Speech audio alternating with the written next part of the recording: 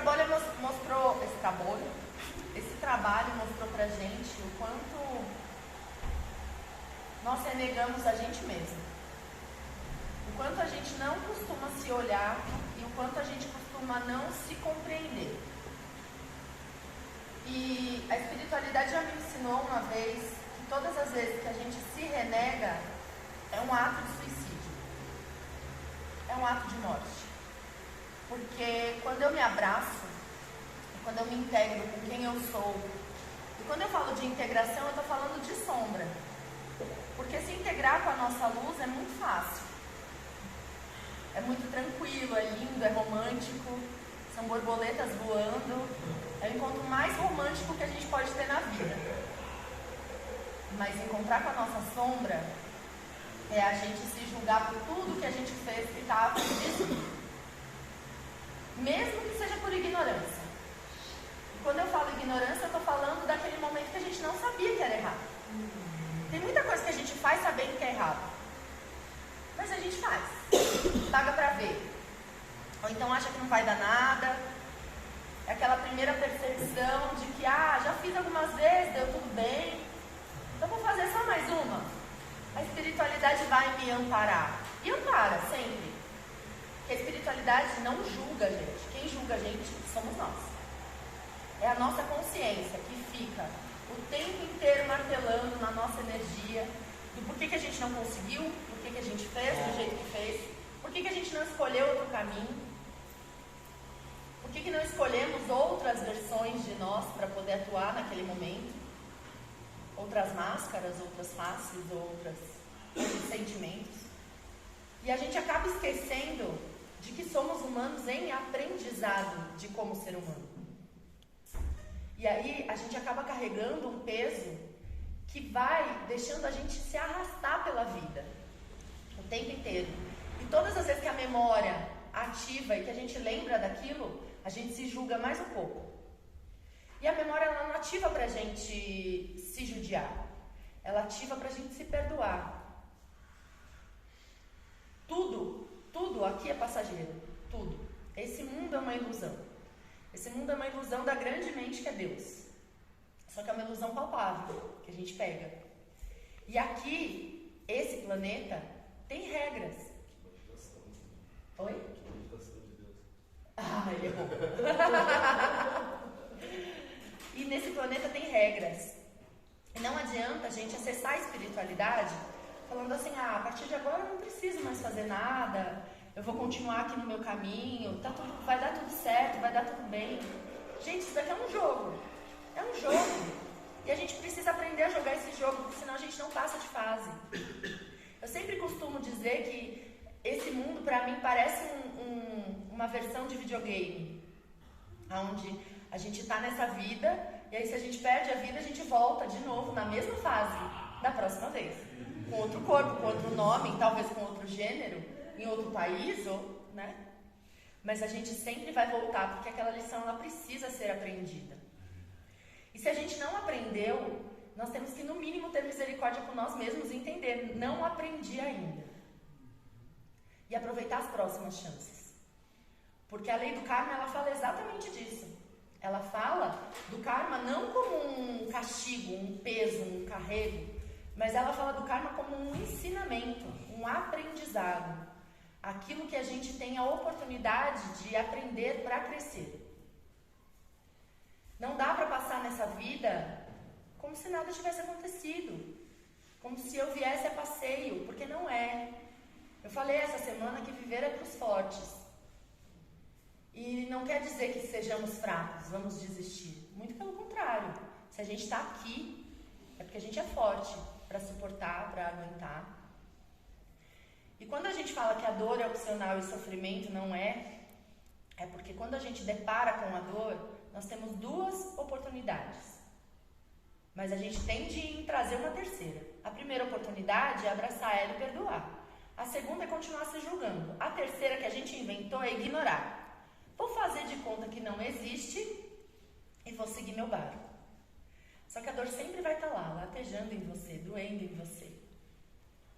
E se a gente não aprende a se perdoar, a pegar os nossos paninhos e falar assim, pronto, estou perdoada, tá tudo bem, vamos tentar de novo. E vamos conseguir. Até a gente aprender, de fato, como tudo isso funciona. Eu estava comentando com as meninas antes de começar o ritual, que a gente tem 7 níveis de aprendizado dentro de nós. É muito natural alguém que consagra ayahuasca vir aqui e repetir algum processo que já passou lá atrás. A Fátima até comentou uma coisa, falou lá atrás a gente era outra pessoa, e é exatamente isso. A gente muda todos os dias, os nossos pontos de vista sobre aquela mesma situação também são renovados. E talvez ainda estejam me ferindo. Talvez eu ainda esteja me ferindo de alguma forma. E quando a gente acessa a Sagrada Medicina, ela abre um portal para que nós possamos olhar para aquilo que está nos ferindo. Para essa agulha que a gente está enfiando na gente mesmo, achando que vai estancar uma ferida deste tamanho com uma ponta de agulha. Mas o nosso corpo ele é tão espetacular, a nossa mente ela é tão magnífica, que ela coloca isso lá no inconsciente. É como se adormecesse. É como se adormecesse. Porque ela está viva, pulsando e latejando aquela ferida. Mas aí, esse latejar vem através das minhas ações. Através da minha fala, através do meu comportamento, da repetição dos padrões. E é aí que eu preciso ficar esperta.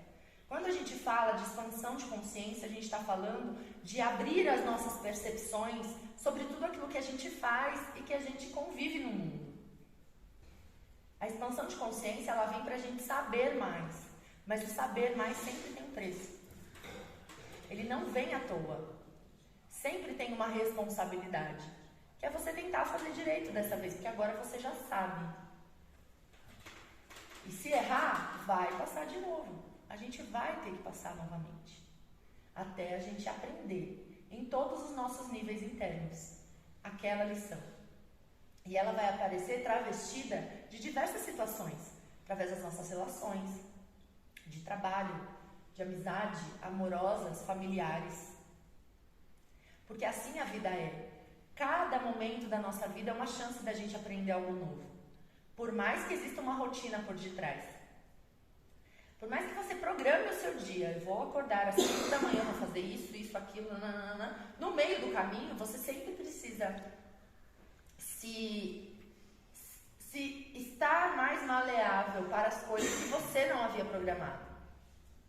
Porque a gente consegue programar o nosso universo interno, mas às vezes nem a gente mesmo segue esse script. Às vezes a gente acorda com o sentimento de hoje eu não quero fazer. Mas às vezes a nossa mente é tão implacável que a gente não respeita nem esse sentimento. A gente vai fazer mesmo assim. Aí dá errado. Aí a gente julga o outro. Ah, não deu certo porque o outro fez isso, porque a outra pessoa fez aquilo, porque choveu, porque fez sol, ou por qualquer outro motivo. Partir do princípio de que a gente não controla nada, torna a gente livre para ser maleável na vida. Se eu não controlo nada, eu faço os meus planos, mas eu entendo que os planos divinos são muito maiores do que os meus. Porque o divino, ele sempre vai trazer para mim aquilo que eu preciso aprender, porque ele honra a nossa vida muito mais do que nós. Ele honra a nossa vida a ponto de fazer com que a gente não desperdice ela. Então, às vezes, dentro de casa, os pepinos estão caindo, né ou não é? Dentro de casa, você nem ligou pra ninguém, pronto, buf, começa a cair no seu colo. Você fala, mas eu nem saí de casa. Eu nem apontei a minha carinha lá fora, mas tá tudo chegando aqui. Porque as oportunidades, elas chegam. E a gente precisa estar atento a elas. Tanto as boas, quanto as boas travestidas de ruins. Aquelas que a gente julga ruim, mas que é onde estão os nossos principais ensinamentos. Fazendo um trabalho hoje nas 7 linhas de Umbanda, a gente passou por 7 frequências que mostrou pra gente exatamente quais são as dores que a gente está carregando. E que a gente ignora. Ou acha que está curado, ou não quer lidar, não quer olhar. Na hora que veio o Mulu, na hora que veio os pretos velhos, aqui a impressão que me deu é que esse salão paralisou. Parou o tempo. É o Senhor do tempo, né? Parou o tempo e fez com que a gente olhasse de verdade ali a raiz da nossa ferida. A raiz das nossas dores. Porque é lá que a gente consegue curar. A gente não consegue curar a distância de nós mesmos, isso é impossível. A gente consegue curar olhando para ela e nutrindo ela daquilo que ela precisa para sarar, para curar. A cura ela é interna. Quando a gente fala que as medicinas curam, elas curam nos dando a oportunidade de enxergar a raiz das nossas dores. Elas não tiram nada com a mão sem que a gente tenha percepção do que é que está saindo. Isso se demonstra nos nossos processos de limpeza, isso se demonstra nos nossos processos de expansão, de energia, de felicidade ou até mesmo de tristeza. Porque o corpo, ele é o que comunica. E ele é o que dá vazão para tudo isso que está escondido lá dentro de nós, no mais profundo eu. Então, olhar para si é uma responsabilidade que é intransferível. Quantas vezes a gente sente uma dor e a gente quer compartilhar essa dor com outras pessoas para tentar receber entendimento dos outros. Mas a dor é sua. Por mais que eu tenha empatia pela dor de vocês, eu jamais vou sentir ela no mesmo nível e grau que vocês. Porque essa dor foi adquirida dentro de algum processo. E esses processos que a vida vai trazendo pra gente não são para nos ferir. Mas a gente ainda interpreta erroneamente esses processos, esses aprendizados que a vida traz pra gente.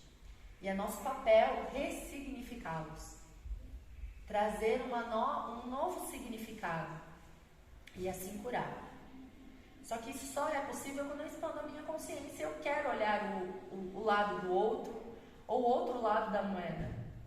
Não só pelo lado egóico, pelo meu lado egoísta, né? Onde eu parto do princípio que eu sou o centro do mundo. Então, se a minha dor é grande, a minha dor é isso, o outro fez isso pra mim, aconteceu aquilo, foi uma injustiça. Tá tudo bem, nós vamos sentir isso, faz parte de ser humano. Mas também faz parte do ser humano a responsabilidade de olhar por quê? Como isso aconteceu? Qual foi a porta que eu abri que não me trouxe o entendimento necessário para eu entender que isso veio como lição? Que isso veio como um aprendizado para me fazer evoluir. Isso a gente lida todos os dias, o tempo inteiro, da hora que a gente acorda até a hora que a gente vai dormir. O padrinho até brinca comigo, porque tudo eu fico perguntando, o que tem por detrás disso? Tem nada! O que tem por detrás é isso mesmo? Mas porque... É escancarado, né? Sim, lógico que tá.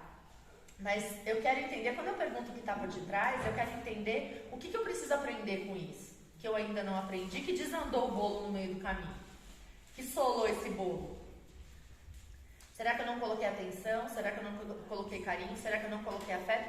Ou será que eu não permiti que ele fosse embora e fizesse uma nova massa? Quantas coisas a gente fica carregando e aquilo fica apodrecendo com a gente? Porque já passou o tempo de soltar. E a gente ainda não conseguiu. Olha o quanto é nocivo os nossos apegos, olha o quanto é nocivo a gente não se perdoar, olha o quanto é nocivo a gente se julgar. O julgamento é uma das piores coisas que a gente pode fazer pela gente e pelos outros. Porque o julgamento é só um ponto de vista.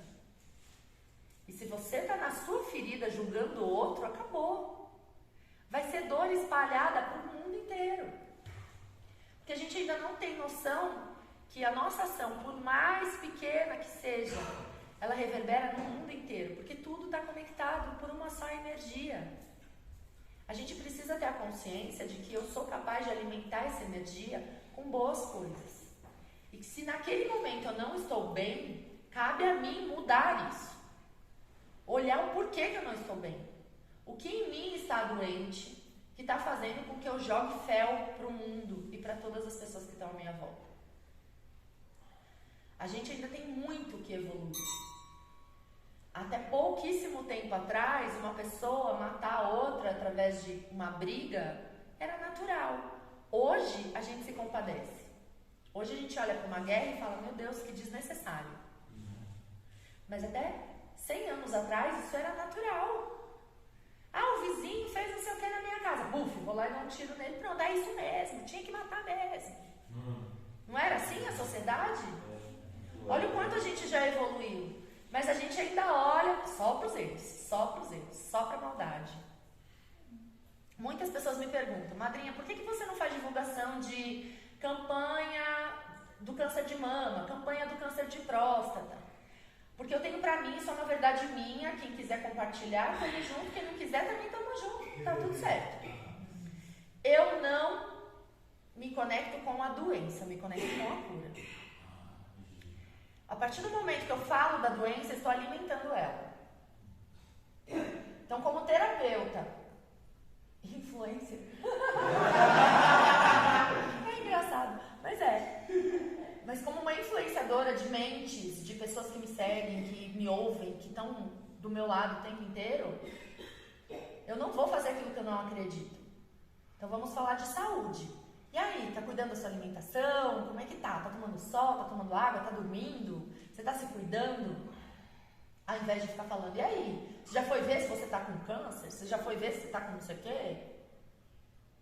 Porque eu sei do poder da energia da palavra, do poder da energia do foco. A minha energia, ela é fermento para tudo. Tudo. E por que eu vou jogar minha energia em algo que eu não quero que cresça? E isso tanto fora quanto dentro da gente. E isso é bem diferente do ignorar. Não é ignorar a minha dor e aí ela não existe mais. Mas é olhar, tratar com carinho. Quando eu faço um ritual individual aqui, eu sempre falo para as pessoas, eu falo, olha, o Isaac já participou. Eu falo, ó, vou pegar pesado, mas é com todo o amor do mundo que eu pego nessa ferida. Então eu vou com tanto amor, porque eu sei o quanto dói, que eu toco como se fosse a pétala de uma rosa. Mas eu preciso mostrar essa pétala ferida para as pessoas. Ser terapeuta é trabalhar na ferida das pessoas. Só que se eu não tenho empatia pela dor do outro, mesmo não sendo capaz de sentir, eu não consigo fazer isso. Eu não consigo ajudar as pessoas a se perceber, a perceber a sua dor e a permitir que essa dor vá embora. Então hoje, num trabalho tão profundo das 7 linhas de Umbanda, em comemoração ao dia 15, que é o Dia Nacional da Umbanda, a gente vem aqui, consagra a medicina da Ayahuasca e sente o poder que nós temos, tanto de nos ajudar, quanto de nos destruir. Cada uma dessas frequências que a gente acessou no dia de hoje, mostrou pra gente o que dentro de nós ainda está em desordem, porque eu não aceito, porque eu recrimino, porque eu condeno. E aí quando a gente vê isso espelhado nas ações das pessoas que estão à nossa volta, a gente julga as pessoas. Só que eu abro essa porta.